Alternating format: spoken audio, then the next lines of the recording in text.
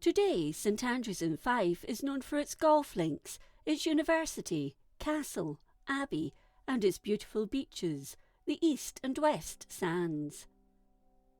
According to one story, the city was founded by accident and was originally named as New Cross, the foreland of boars. The neighbouring village is Boar Hills. On the coat of arms of St Andrews is a boar leaning against a tree. According to Boyce in the 12th century, Alexander I bestowed upon the bishop a tract of land here known as Cursus Apri, or Boar's Chase, so called due to the large number of boars that once roamed the area. However, another states that around 365, St Regulus or Rule, a monk from Patras in Greece, set sail with the bones of St Andrew and was wrecked here. He converted the locals and from their king, Hungus, received a piece of ground near the harbour where a chapel and the tower that we see today was dedicated to him. The name changed to Kilramont, meaning King's Chapel on the Mount, then Kilrule, the chapel of St Regulus. It was only in the 9th century that it became St Andrews. It remained the headquarters for the Chaldee Church until as late as the 13th century. In 1140, the town was so important it was made a royal borough, and in 1144 a monastery for Augustinian monks was founded by Bishop Robert. Around 13 years later, the cathedral was begun, and St Andrew's Castle was built before the end of the century by Bishop Roger. In 1274, a Dominican convent for Blackfriars was established by Bishop William Wishart, with an Observantine establishment founded by Bishop James Kennedy 150 years later. Due to its popularity for pilgrims, a hospital or guest house was set up near St Leonard's Church. As time went on, the harbour became a hive of activity, with ships trading to Holland, Flanders and France. It dates from the 13th century, with the first fishing harbour mentioned in 1222 and again in 1363, and by the later 16th century boasted 2 piers. At one stage, it was thought to be able to berth up to 300 ships. By 1613, the pier, harbour, seaport and haven had become ruinous and utterly decayed. The pier that extends into the North Sea we see today was built from stone taken from the ruinous cathedral or castle in 1656, but by 1678 was partially broken down once more. Further repairs took place in 1722 and throughout the 18th and 19th centuries. During the 19th century, there was a thriving herring industry. Coal, iron and grain was exported, but with transportation changing, it's now a place for a few fishing boats and leisure craft. In the 16th century, the fair known as the Sensi Market began, held in the Priory annually in April, with the port housing up to 300 boats at a time and merchants trading their wares. In the mid-19th century, the Lammas Fair, held in August, was the day when farm workers sought employment and were engaged for the harvest. Only the Lammas Fair has survived, with the heart of the town transformed by the shows and market stalls selling their goods. The university was granted university status in 1413, the first university in Scotland, with Hector Boyce being its first principal. Bishop Henry Wardlaw was behind it, with Pope Benedict XIII giving it his seal of approval. St. Salvator's College was established in 1450 by Bishop Kennedy, followed by St. Leonard's College in 1512 by Bishop Alexander Stewart and Prior John Hepburn, followed by the establishment of St. Mary's College by Archbishop James Beaton in 1538.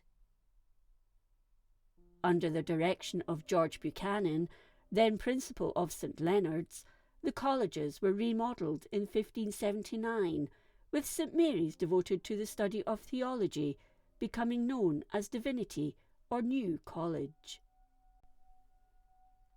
In 1471, Patrick Graham was made an archbishop by the Pope. According to tradition, Kenneth III translated the episcopal see in Scotland from Abernethy to St. Andrews, while Malcolm Canmore styled the Bishop of St. Andrews Episcopus Maximus.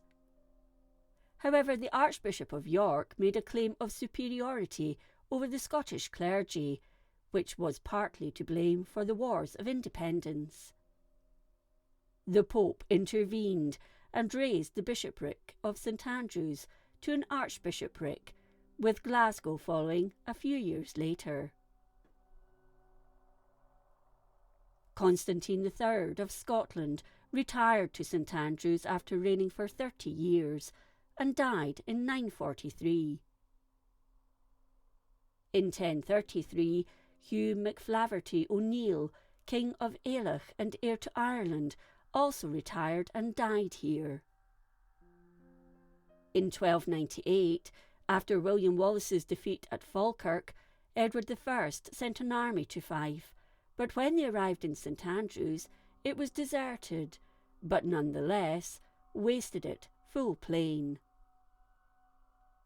6 years later, the English king headquartered at St. Andrew's Castle. It's said he stripped the lead from the cathedral refectory to furnish missiles for use in catapults, with which he proposed to use to besiege Stirling. In 1309, Robert Bruce or Robert I convened his first parliament and had his title to the crown recognised at St. Andrews. In 1318, he returned to see the reconsecration of the cathedral by Bishop William Lamberton, following its spoliation by Edward Longshanks. Meanwhile, St. Andrew's Castle was expanded and repaired, but fell into the hands of Edward III in 1336. It was then besieged by Sir Andrew Murray, who demolished it in its entirety. Towards the end of the 14th century, it was restored by Bishop Walter Traill. In 1402, the ill-fated David Stewart, Duke of Rothesay, was imprisoned within its walls for a time. It was also possibly the birthplace of James III.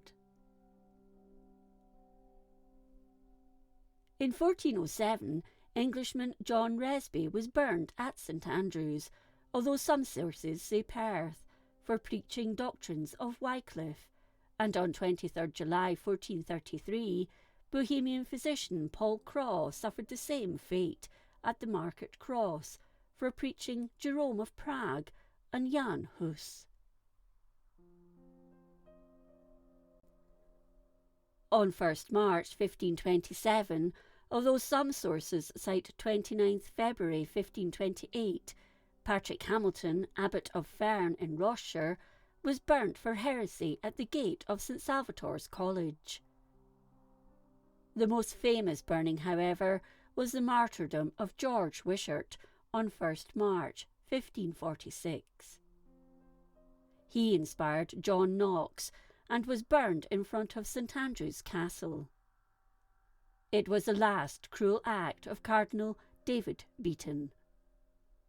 2 months later, on 29 May, Norman Leslie, Master of Rothes, along with his uncle John Leslie, William Kirkcaldy of Grange, and 14 others, entered the castle early that morning, turned the servants out, and stabbed the cardinal to death. His body was then placed at the very window seat where he watched the murder of Wishart. It was then preserved in salt for 9 months in the dungeon of the Sea Tower. Joined by 120 of their friends, they held the castle for more than a year, until the French under Leone Strozzi laid siege to it and brought the garrison to surrender. Norman Leslie, John Knox, and others did time as slaves on a French galley as punishment for the murder of Beaton. One last burning of note is that of Walter Mile, a frail 80-year-old priest from Lunan in Angus in April 1558 for heresy. The Old Inn was once the prior's house, which stood at the southeast of the cathedral until around the end of the 17th century. The new inn that replaced it had a romantic story attached to it. James V had fallen in love with Princess Madeleine of Valois, the only daughter of Francois I of France. They married, and he brought his 16-year-old queen to Scotland. As she stepped ashore, she knelt down and kissed the ground. However, she soon became unwell, and her physician suggested she move to St Andrews, so the new inn was constructed. Although said to be built within a month, the Queen never made it. She died at the Palace of Holyrood House on 7th July, just 6 weeks after her arrival in Scotland. James went on to marry Mary of Guise at the altar of St Andrew's Cathedral in June 1538. In June 1559, John Knox preached a sermon at St Andrews. It was such a rousing speech, the listeners destroyed images and ornaments within the cathedral, leaving just the bare walls. From then on in, it became a ruin. The remaining lead was stolen, and in 1649 the town council used some of its materials to build fortifications. At the old market cross, Pierre de Beaucoussel de Châtelard was either beheaded or hanged in February 1563, after entering the bedchamber of Mary Queen of Scots with a dagger. In 1660, Samuel Rutherford's book, Lex Rex, was burned by the common hangman, either at the market cross or at the gates of the new college. Rutherford was the principal of the new college and rector of the university, and died the following year. In 1583, James VI visited his uncle Robert Stewart, the Earl of March, at the castle at a time when he was held captive at Falkland Palace by the Earls of Gowrie, Mar, and others. They'd given him permission to leave, but the king told the guards of St Andrews to close the gates as soon as he entered, and his prison guards couldn't get in. James returned in 1609 to witness his Secretary of State being punished for surreptitiously procuring his signature on a letter to the Pope. Lord Balmerinoch, or Balmerino, was to have his hands and feet amputated and his lands confiscated, but the Queen, Anne of Denmark, stepped in, and only his lands were handed over. He died in July 1612. The next royal to grace St Andrews was his grandson, Charles II, following his father's execution in 1649. In 1650, he received the keys to the west port of St Andrews. Another event synonymous with St Andrews is the murder of Archbishop James Sharp on Magnus Moor, just south of Strathkinnis in Fife, on 3rd May 1679. This was carried out by Covenanters who felt he'd betrayed them. They attacked his carriage and murdered him in front of his daughter, Isabella. The parish church in St Andrews, known as Holy Trinity Church, dates from the 12th century, with it being restored in the 18th century, although it was almost completely rebuilt in 1907. John Knox preached there in 1559.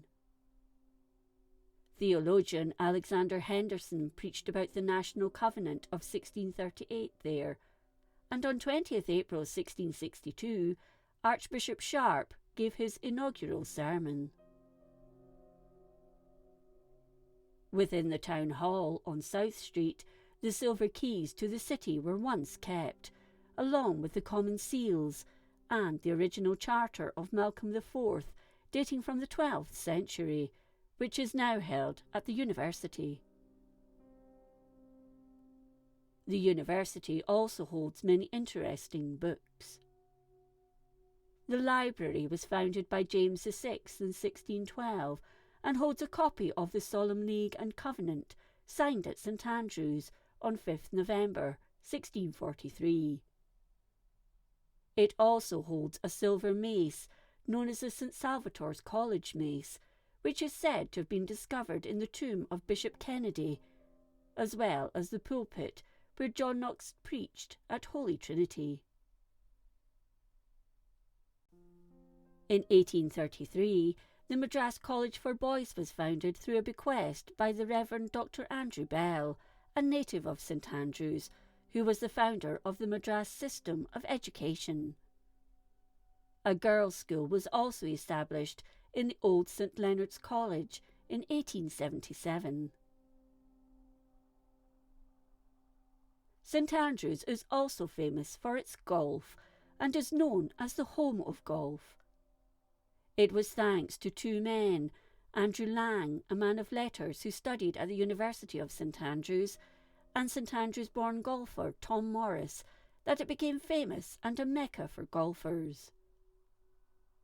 It hosts numerous tournaments, including the Professional Open Golf Championship, the Ryder Cup, and the annual Alfred Dunhill Links Championship, as well as several local cup events. The Royal and Ancient Golf Club was opened on 14th May 1754, with its clubhouse opening a century later. It has been changed and expanded over the years, with the new additions including locker rooms for women for the first time.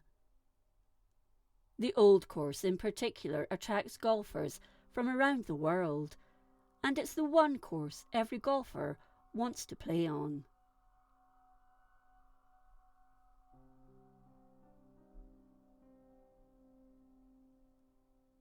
If you enjoyed this episode of Scotland's History, please like, comment and subscribe. Until next time, thank you for watching.